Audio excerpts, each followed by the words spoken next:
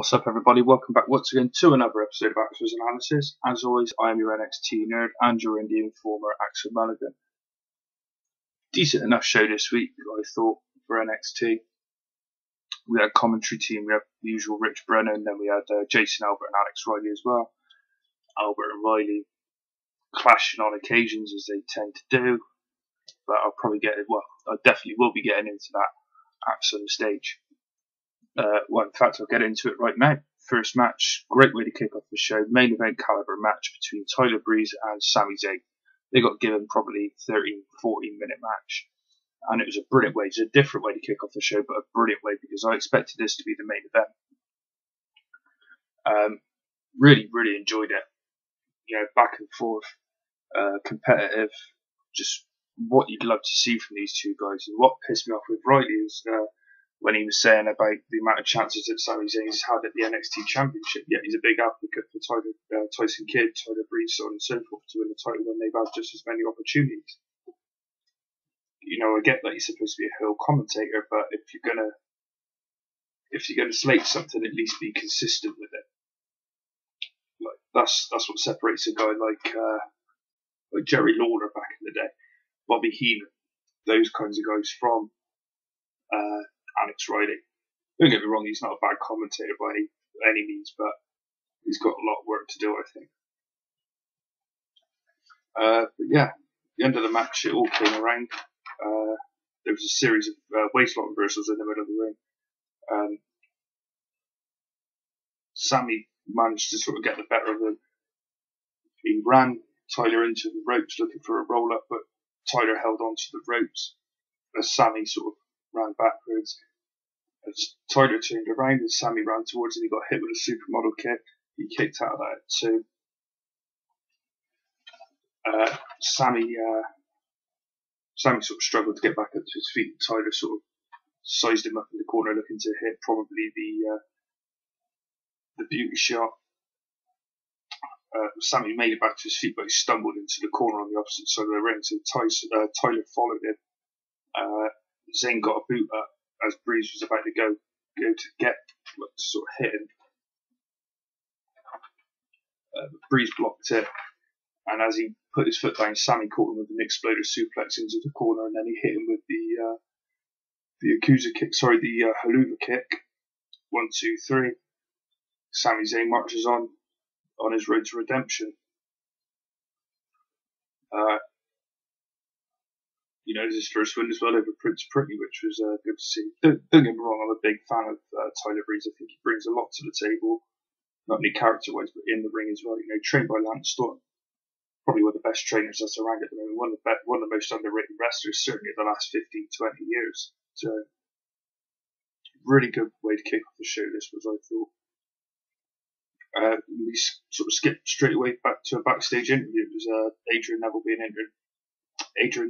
interviewed by Renee Young. Renee asks Neville's opinion on the match that Sami's just had with Tyler Breeze. Adrian said it was a good win, and he'd have to consider Sami to be the number one contender. But Adrian tells Renee, you know, it's like he's been saying all along, Sami can't win the big one, but he will fight him anytime, any place. So yeah, just the sort of stuff that we've been getting recently from Neville. It's sort of like heel tactics, but he's not going to turn heel. It seems like I'd love for him to turn heel. I think he'd be much more effective in that role in this feud, or in this rivalry rather, but it's a shame because it would just add another dimension to him if he can pull it off as a heel.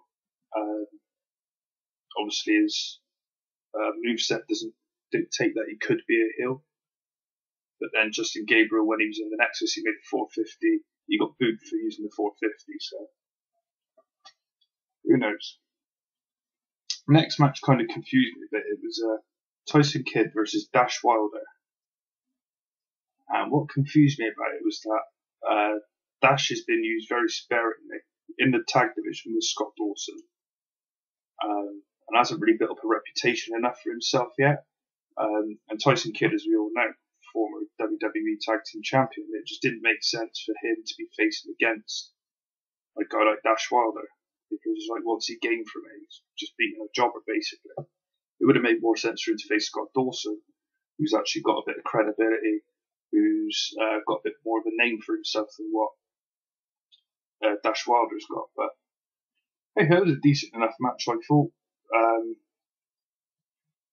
But yeah, Tyson picked up the win. You wouldn't expect otherwise, really.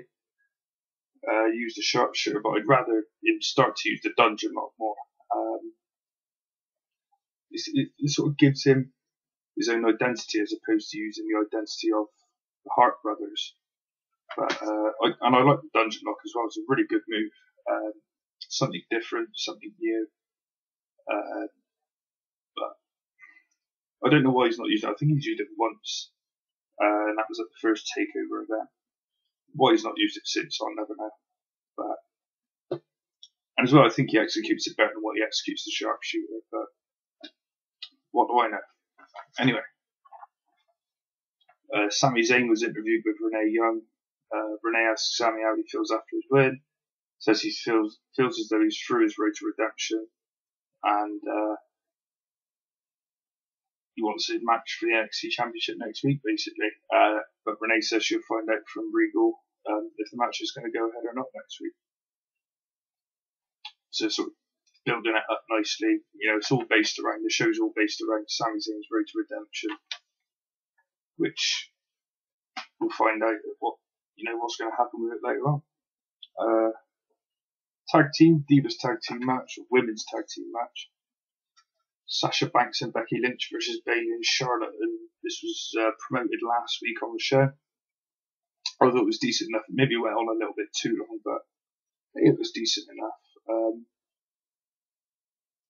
Really good heel work, I thought, from Sasha Banks throughout the match, where she was trying to avoid Charlotte throughout the whole match. A fresh Charlotte anyway. Charlotte had been beaten down and she didn't mind jumping in the ring, but as soon as she came back, she would make sure she got out of the ring. Brilliant heel work, I thought, from Sasha, and it's just added that other extra little dimension to her character and to her overall personality on screen. Because always she's always been one to never back down from a fight, and now she knows she's going up against a former friend who knows the ins and outs of her. She doesn't want anything to do with her unless she's been beaten down. But brilliant. I thought Sasha Banks came out looking as more of a star than the other three girls in this match. I thought she was brilliant.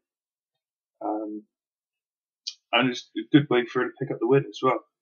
She rolled up Bayley, hooked the tights, another great little heel move just to get her a little bit more heat. And I'm hoping she's going to be the number one contender coming up for the next takeover event in December. She's certainly deserving of that match. And I think she'd have a great match with Charlotte. I always used to crap on Charlotte's in-ring ability, but since the first takeover event with that match with Natalya, she's really sort of won me over as a fan. So it's nice to again to be proven wrong. And then also to sort of learn more about another wrestler, because we didn't up until TakeOver know how good Charlotte was in the ring, really, and then there you are. And then, as I've said for weeks, I'm always impressed with Sasha Banks. Putting the two together is just going to be, I think, could be an incredible match. If you think how good Charlotte versus Natalya was, I think this could maybe not be as good, but not too far behind. And if it is as good, we're in for a hell of a ride on that night, if the match does happen, of course. Backstage, Renee Young interview with William Regal. She asks if he's willing to sign off on the match for Neville versus Zayn for next week, and after debating with himself, saying, "Well, I can't sort of say what's best for Adrian Neville or what's best for Sami Zayn. I've got to do what's best for business." And then he sort of contemplates after a while. He says, "Well, no, this match is best for business. It will go ahead next week. Adrian Neville versus Sami Zayn for the NXT Championship. Definitely one to look forward to." Main event segment. It wasn't a match, it was a segment. The Ascension and Hideo Itami with his friend.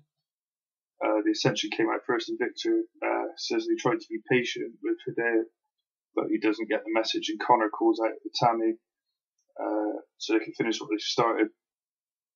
Sure enough, here comes Hideo. He waits at the top of the ramp for a few seconds, and lo and behold, out comes his friend, the former Prince Devitt, Finn Balor.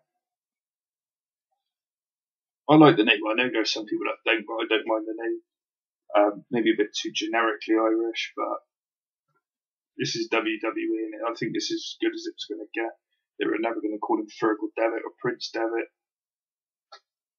You know, I was on a Sunday segue this morning. Kinney wasn't keen on the name. A couple of the other guys and girls on there weren't keen on the name, but it's what can you do, you know? People get dealt with crap names. Look at Dolph Ziggler. Dolph Ziggler is the worst fucking name that you could give to a wrestler. He's made it work.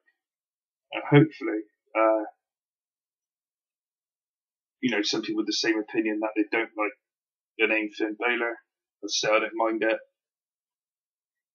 Hopefully Finn can make it work, and so you forget about the name and you concentrate more on the guy in the ring. We'll soon see.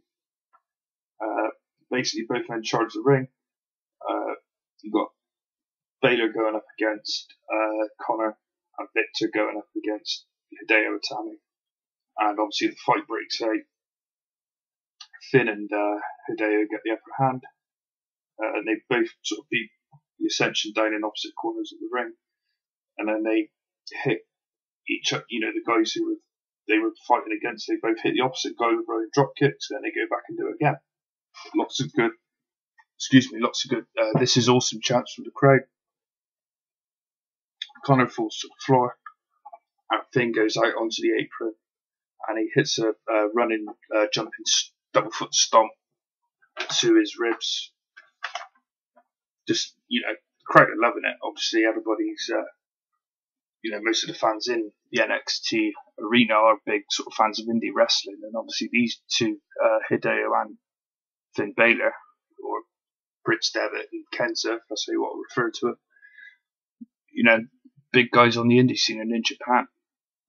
But eventually, Hideo hit a running knee to Victor. Connor rolled back into the ring, and he got level with another double foot stomp by Balor off the top rope.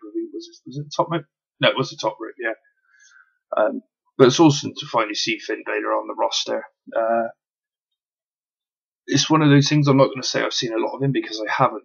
I've only seen 2 or 3 matches. I mean, before I watched the ICW show last week, Fear and Loathing 7, just to get myself sort of in the mood for it, I watched Finn Balor versus Jack Jester Fergal Devitt versus Jack Jester for the ICW Heavyweight Championship. I'll probably see 1 or 2 more matches in that.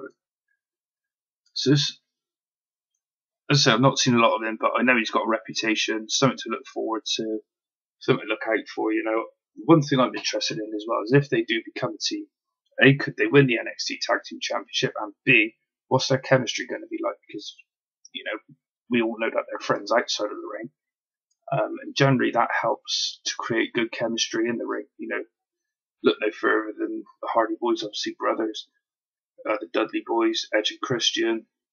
The Usos got good chemistry together. Red Dragon, you know, all these great teams from the past and present, friends outside the ring, brilliant together inside the ring. The Young Bucks, the Time Splitters, all brilliant tag teams. The show sort of seems fairly short this week so far. I mean, I'm 14 minutes into it, but the standard of NXT this week I thought was very good. And then we had the debut of Finn Balor as well. So I've given the rating a 7 out of 10. Simply for the opening match, thought that was brilliant. As well as, you know, as I say, the debut of Finn Balor. Just the one bit of news this week. NXT is going to be moving to Wednesday nights. That's going to be in January. I forget the exact date now. And that's because SmackDown is going to move back to Thursdays. Brilliant move by the WWE, may I say. Moving SmackDown back to Thursdays because the target demographic of young people to watch wrestling, it's not going to happen on a Friday night. Friday night is the night when people want to go out, have a few drinks, socialise with their friends, so on and so forth. Not so much on a Thursday night. You stay in, you watch Thursday Night SmackDown. Brilliant move to move it back to Thursday nights, I think. Should never have moved from Thursday nights initially. But, you know, back in, I think it was about 2006, 2007 maybe. Brilliant move to move it back. Hopefully as well, draw more interest to SmackDown, and then that might mean that the WWE take it more seriously, because let's face it, SmackDown is a fucking joke these days. I used to love watching SmackDown back in the day. I probably watched this week's because I know Christian was on there. I'm a big Christian fan. But it's sad to see what SmackDown's become in recent years. You know, you've had some of the biggest moments in WWE history have happened on the Blue brand. You know, Brock Lesnar and Big Show with the ring collapse. You had Austin demolishing DX Express, Vince McMahon winning the WWE Championship. You know, to name but a few. Just and all of that happened on Thursday nights. Put it back to Fridays, not so much happened. You know, you got crapped on when you had the brand extension towards the end of it. Brand extension ended, and now, you know, when was the last time we saw a WWE champion on SmackDown? You know, Brock Lesnar's not going to show up there because of his limited dates. John Cena, very, very rarely on SmackDown. Daniel Bryan, unfortunately, rarely on SmackDown when he was healthy. Randy Orton, never on SmackDown. And it's just a shame, you know, it sort of became Raw's bitch. But, you know, whenever there was the brand extension, you had Raw versus SmackDown, I always wanted SmackDown to win. Simply because it was the show that I used to watch as a kid. I never used to watch Raw. I always used to watch SmackDown Saturday mornings on Sky One. Every Saturday without fail. But as I say, it's a good move. I don't think it'll affect NXT too much because it's on the network. So, you know, if you miss it on the Wednesday night, you can watch it on the Thursday, the Friday, the Saturday, whenever you want to watch it. Unless you live in the UK, of course, then you can't watch it on the network. But that's another story. This week's birthdays. I've probably got about 10 or so here. November 3rd, Dawn Marie turned 44. Jackie Gallardo, the now wife of Charlie Hash, she turned 34. And Cameron, 27. November 4th, Briley Pierce, the brother of Dolph Ziggler, turned 29. November 6th, Ken Patera, 71. November 7th, King Kong Bundy, 57. And Joey Ryan, never worked for the WWE, but as a cover indie shows now. Joey Ryan's in, 35. November 8th, Ted DiBiase Jr. turned 32. Always thought it was a shame when he left because he was a very, very talented wrestler. He got misused. He had a couple of bad injuries, which, you know, unfortunately injuries happen, but I always thought it was a shame. I always rated him higher than Cody, to be honest with you, but what can you do? And so today, November the 9th, the man who got me interested in professional wrestling as a wrestler, that is Chris Jericho, turns 44 years old. Grappling Greats. Started off last week. Bruno Sammartino covered the early years of his life as well as his first WWE Championship run. So now I'm going to cover everything up to the present date. I've missed out a lot, I must admit, because it would have sort of dragged out too long, but Bruno Sammartino continued. Bruno regained the WWF Championship. He defeated Stan Stasiak, who I think is either the father or the uncle of Sean Stasiak. Pretty sure he's the father of Sean Stasiak, former WCW guy. He defeated Stan Stasiak, who'd only won the title 9 days earlier. That was prior to their December the 10th match in 1973. Bruno's second reign included defences against names like Bruiser Brody, Ken Patera, Bugsy McGraw, the Big Cat, Ernie Ladd, and Nikolai Volkov, as well as former opponents such as Killer Kowalski and George the Animal Steel. On April 26, 1976, Bruno suffered a fractured neck at the hands of Stan Hansen. He basically botched a body slam, dropping Bruno onto his head. Bruno finished the match with the planned finish of blood stoppage. But as soon as the match finished, Bruno went straight home to Pittsburgh against doctor's orders. He was told by doctors to go to hospital, but he was worried about his parents' health and how the news of him going into hospital with a broken neck affected them. So he went straight home to Pittsburgh after the match. He returned just 2 months later to wrestle Hansen on the undercard of a Muhammad Ali versus Antonio Inoki match. which was apparently that being involved in that was deemed a failure by Vince McMahon Sr. because it nearly put the WWF out of business, apparently. Sammartino dropped the title to superstar Billy Graham on April the 30th, 1977. A controversial finish when Graham had both feet on the ropes to give him the leverage. Obviously an illegal move in wrestling. Several rematches against Graham, but was unable to regain the title.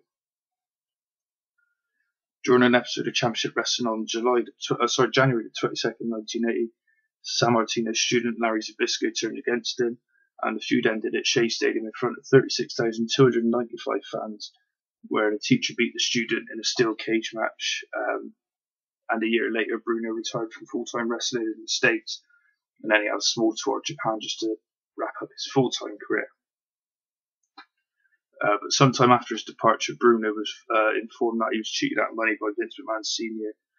Basically, when he came back to the WWF, Vince promised him, you could be champion again. You work a decreased schedule, and you'll get a certain percentage of ticket gates. And basically, what Vince said to him was, you can work the big stadiums, but don't worry about the smaller venues. Just so it didn't take too much of a toll on Bruno's body, I suppose. And basically what happened was Vince screwed him out of hundreds of thousands of dollars over 19 days, which gives you some idea as to what sort of money Bruno should have been earning. But as Vince Sr. had passed away by that time, the lawsuit was filed against Vince McMahon Jr. and Capital Wrestling Corporation, but Vince Jr. settled the lawsuit out of court, and part of the deal was for Sammartino to work as a color commentator for the WWF, and he also worked the corner of his son David at the first WrestleMania. Bruno then left the WWF again in 1988. After years of ill feeling between the WWF/WWE and Bruno Sammartino, he accepted an induction into the WWE Hall of Fame in 2013, which took place at Madison Square Garden, and everybody who was a wrestling fan last year knows the story behind it, where Triple H, he sort of worked it well to get Bruno there for that night, get Bruno on into the Hall of Fame. So you've got to give Triple H his due there.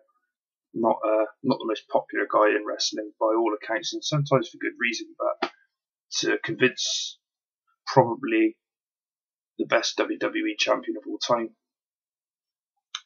to accept an induction to the Hall of Fame after so long, having feuded with the company and been in disagreements with Vince McMahon and so on and so forth, you've got to give it to Triple H. You've got to give him his credit where it's due, because he worked tirelessly to get Bruno into the Hall of Fame. Fair play to Triple H is all I've got to say.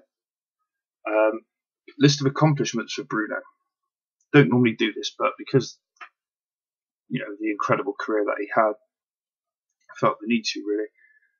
Longest reign as a world champion in any promotion. That was his first WWF title run, and the first ever two-time WWE champion. Headlined Madison Square Garden 211 times and sold it out on 187 occasions. He was honoured with a private audience by the Pope during his first world title run, and he only ever lost one steel cage match. That was against superstar Billy Graham. Excuse me, where he accidentally knocked Graham out the cage to lose the match. And his 1980 feud with Larry Zbyszko was the Wrestling Observer Feud of the Year. He's been inducted only into 4 Hall of Fames, which I thought was a bit strange. I thought there'd have been more than that. Pro Wrestling in 2002, Worldwide Wrestling Hall of Fame in 2008, the International Sports Hall of Fame in 2013, and as previously mentioned, the WWE Hall of Fame in 2013. I don't know if anybody caught it yesterday morning, or if they watched it on Dailymotion since. Brilliant event for New Japan Pro Wrestling. Power Struggle, absolutely fantastic. It's the first time I've watched a New Japan show live. Thought it was absolutely fucking brilliant. I'm not going to give a full recap of the show, but I'll just sort of read out the results as I've sort of gone through Wikipedia to find them. The dark match was Bushi and Mascara Dorada. They defeated Fuego and Tiger Mask, which is a tag team match. The first match on the pay-per-view was fucking brilliant, I thought. It was only 7 minutes long.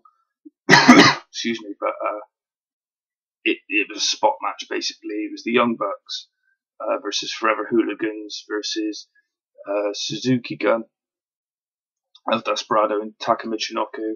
Obviously Forever Hooligans versus Forever Hooligans, Alex Kosloff and Rocky Romero.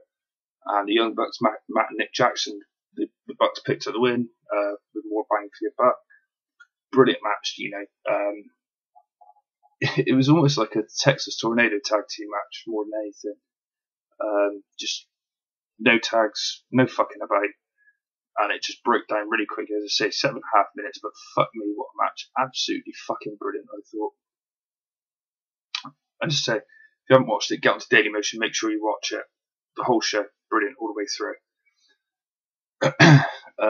Kazushi Sakabara and Toru Yano defeated Suzuki Gun members Minoru Suzuki and Takashi Iizuka.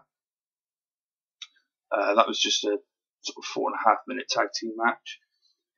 One of the matches I was definitely looking forward to, Jushin Thunder Liger defeated Chase Owens to become the NWA World Junior Heavyweight Champion. And Bruce Tharp went absolutely fucking mental at ringside.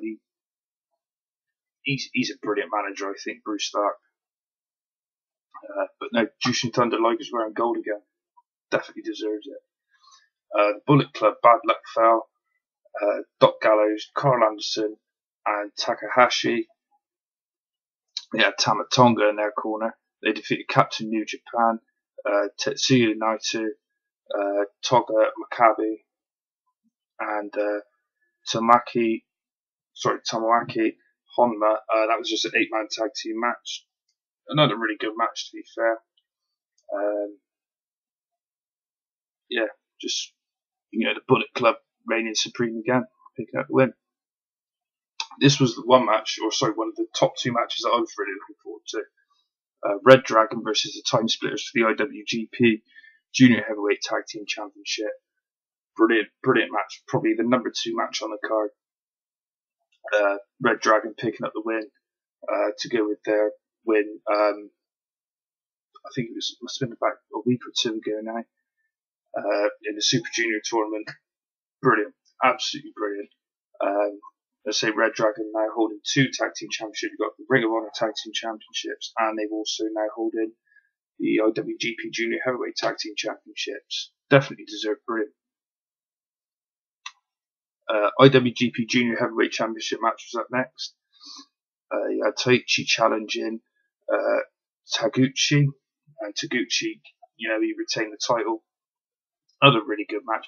And after that match, the Bullet Club came out to introduce their newest member. Anybody who hasn't seen it has definitely missed a fucking surprise, really, because there's something, you know, there was a lot of people sort of speculating all over Facebook, Twitter. Me personally, I was thinking maybe something like Team 3D, or you know, maybe somebody from Ring of Honor, like an Adam Cole, maybe. No, Kenny Omega, and Kenny Omega's basically challenging Taguchi for the Junior Heavyweight Championship, which should be a great match. This was the one match that I was really looking forward to next. It was AJ Styles. He had Jeff Jarrett in his corner against Yoshitatsu. It was decent, but it didn't really live up to the hype for me, or my own hype.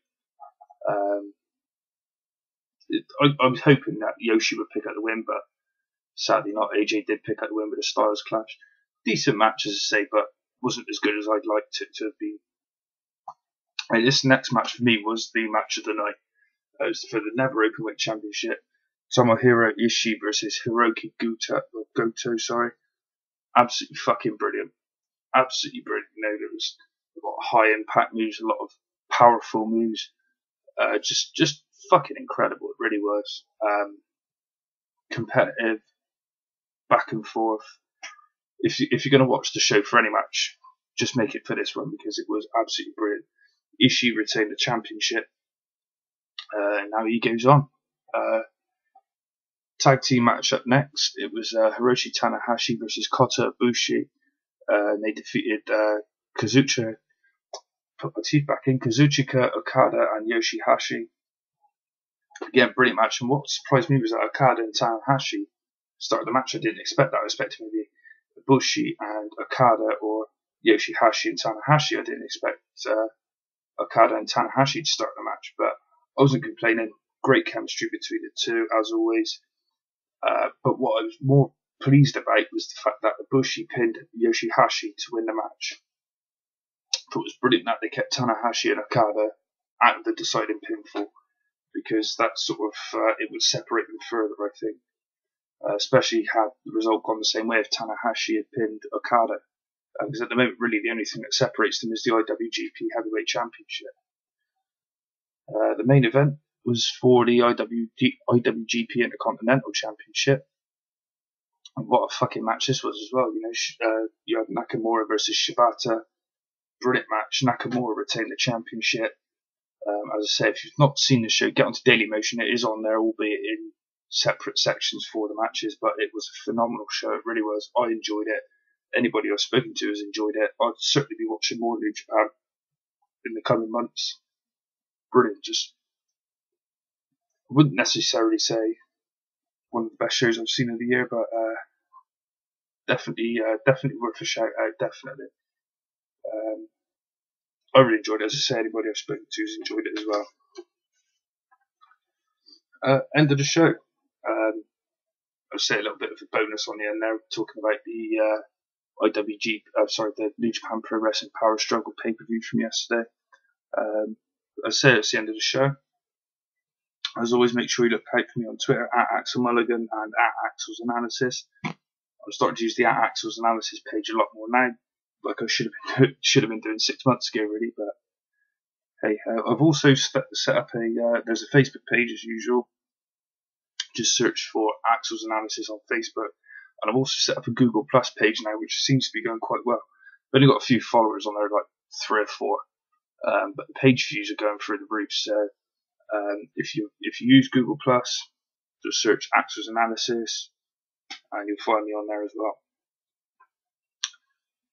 Shout outs for this week, as usual. Tim Vicious, at Tim _Vicious on Twitter. Make sure you check out Vicious Rants on YouTube, covering Raws, pay-per-views, so on and so forth, as always. Tim does a really good show. Make sure you check it out. Really well-educated fan. One of my favourite people, if not my favourite person to talk to about pro wrestling, because the guy just knows his shit. Big fan of not just WWE. He likes things like Ring of Honor. I think I'm right in saying he likes Shimmer as well, New Japan, so on and so forth. As I say, probably my favourite person to talk to about wrestling, Tim. So make sure you check him out. The Sunday Segway podcast, I was on this morning. My Beat the Clock semi-final against Shuds. And spoiler alert, if you haven't already listened to the show, we've now got an All Bristol final, myself versus Kinney. Looking forward to that one. You can listen to the Sunday Segway on YouTube, iTunes, Podomatic, and Stitcher Radio. If you listen to it on iTunes, as I always say, make sure you give them a rating to get them up the charts. James's Wrestling Ramble, you can follow James on Twitter at JamesPowers33. Always forget to mention his co-host as well, Mike Rodriguez at Mr. President 92. You can listen to James's Wrestling Ramble on YouTube, Mixcloud, and Podomatic. Tony Walker at Tony_Walker, and you can listen to his Wrestling Matters podcast on YouTube, iTunes. Again, give him a rating, get him up the charts. Podomatic, Stitcher Radio, Mixcloud, and make sure you follow the Wrestling Matters page on Twitter at WM Podcast. At PW Smart Talk, Nick Meltzer McGee.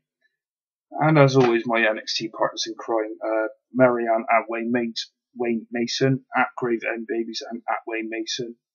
Make sure you follow or check out Mason's Ringside Review.blogspot.com as well for any live events that these guys go to. I just call them my NXT partners in crime, big NXT fans such as myself. So make sure you check them out. That's the end of the show, and I'll be back again next week.